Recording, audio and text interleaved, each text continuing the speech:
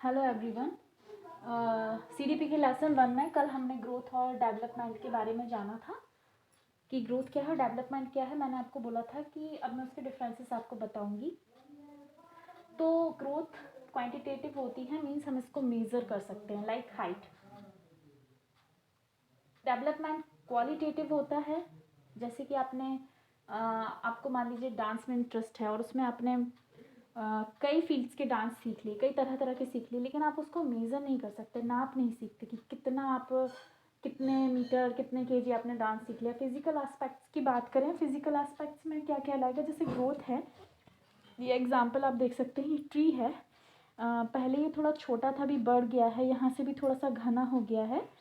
तो इस तरह से हमारे इंसानों की भी फिजिकल एस्पेक्ट्स ग्रोथ में आते हैं, जैसे लंबाई बढ़ना या वेट बढ़ना, जिन्हें हम मेज़र कर सकते हैं। लेकिन डेवलपमेंट में आपके ऑल एस्पेक्ट्स आ जाएंगे, मीन्स किसी भी फील्ड में आप कुछ सीख रहे हैं, दैट इज़ डेवलपमेंट।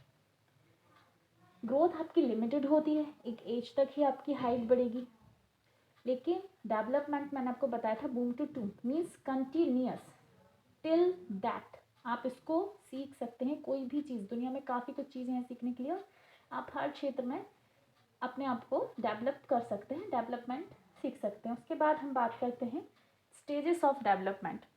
डेवलपमेंट की यहाँ पर कुछ स्टेजेस हैं, हालांकि अलग अलग लोगों ने अलग अलग स्टेजेस डेवलपमेंट के लिए बताई हैं, बट ये इन्हीं स्टेजेस को, उन सारी स्टेजेस का सार, या हम कहेंगे इन्हीं स्टेजेस के आधार पर अलग लोगों ने, प्याजे चॉम्स्की, अलग अलग लोगों ने अलग अलग स्टेजेस बताए हैं।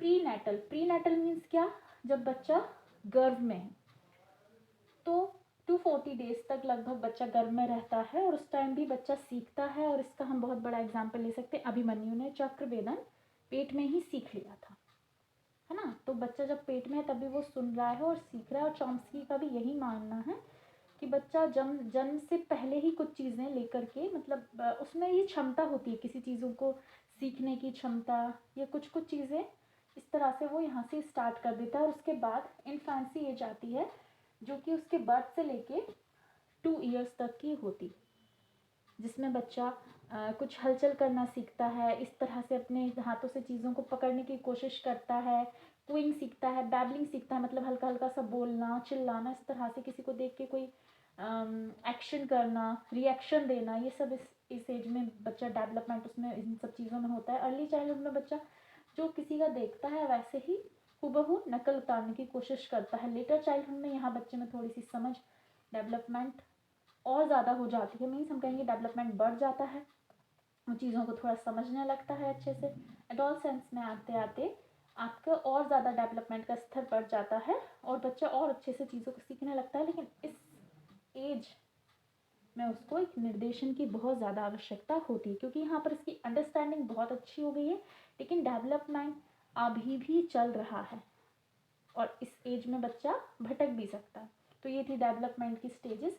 आप चाहें तो इसको स्क्रीनशॉट लेकर के रख सकते हैं, और अलग अलग लोगों ने इन्हीं स्टेजेस के आधार पर अपने अपने मत अनुसार, किसी ने 5, किसी ने 7 स्टेजेस डेवलपमेंट के लिए बताए हैं। कल इसी में हम आगे का पढ़ेंगे। इसमें जो कुछ भी आपको डाउट हो तो आप कमेंट बॉक्स में कमेंट करके पूछ सकते हैं।